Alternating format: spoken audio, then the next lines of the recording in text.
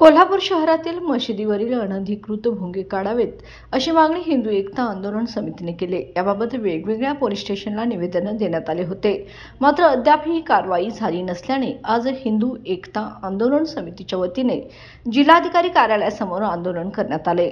यावेळी जोरदार घोषणाबाजी करत येत्या काळात भोंगे काढले नाही तर स्वतःहून ते खाली उतरू, कायदा व सुव्यवस्थेचा प्रश्न निर्माण झाल्यास प्रशासन जबाबदार राहील असा इशारा देण्यात आलाय। जिल्हाधिकाऱ्यांना यावेळी मागण्यांचे निवेदन देण्यात आले।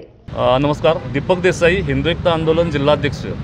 आज आम्ही जिल्हाधिकारी कार्यालय येथे मशिदीवरचे भोंगे उच्च न्यायालयाने जे निर्देश दिलेत त्यानुसार उतरवा या मागणीसाठी आलेलो आहोत। उच्च न्यायालयाने जे निर्देश दिलेत की नागरिकांनी जर तक्रारी दिल्या तर मशिदीवरचे भोंगे लवकरात लवकर उतरावेत, त्यांची जप्त करावेत असे निर्देश दिलेले असताना आज नागरिकांनी संघटनाने पोलीस स्टेशनला तक्रारी देऊन 8 दिवस झाले किंवा ह्या मागणीसाठी गेली 40 वर्ष हिंदुत्ववादी संघटना झगडत आहेत। आता उच्च न्यायालयाने निर्देश देऊन सुद्धा आम्ही तक्रारी देऊन सुद्धा कसल्याही प्रकारची कारवाई होत नाही।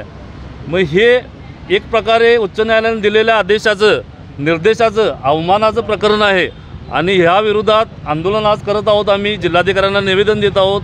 आज तरी लोकशाही पद्धतीने आम्ही आंदोलन करत आहोत। जर का लवकरात लवकर ह्या उच्च न्यायालयाच्या आदेशाप्रमाणे कारवाई झाली नाही तर आम्ही रस्त्यावर उतरून मोठे आंदोलन करू आणि ह्या उद्याची जी परिस्थिती होईल याला सर्वस्वी जबाबदार प्रशासन राहील। गजानन तोडकर, हिंदू एकता शहराध्यक्ष म्हणून काम करतो।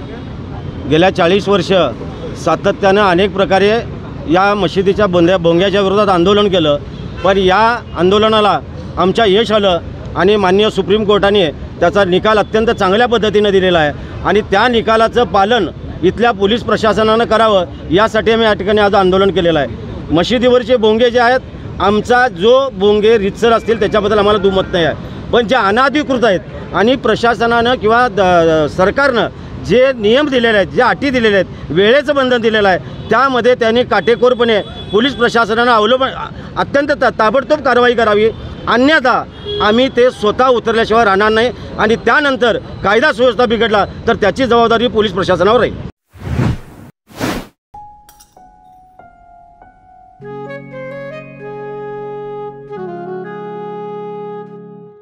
बाबा, आज येताना बासुंदी घेऊन या ना। अगं, कालच आपण आईचा वाढदिवस होता म्हणून आणली होती ना। ऐकलं, गोकुळची बासुंदी पुन्हा खावीशी वाटतेय। खरं सांगू, मलाही खावीशी वाटतेय। पुन्हा पुन्हा खावीशी वाटणारी गोकुळ बासुंदी।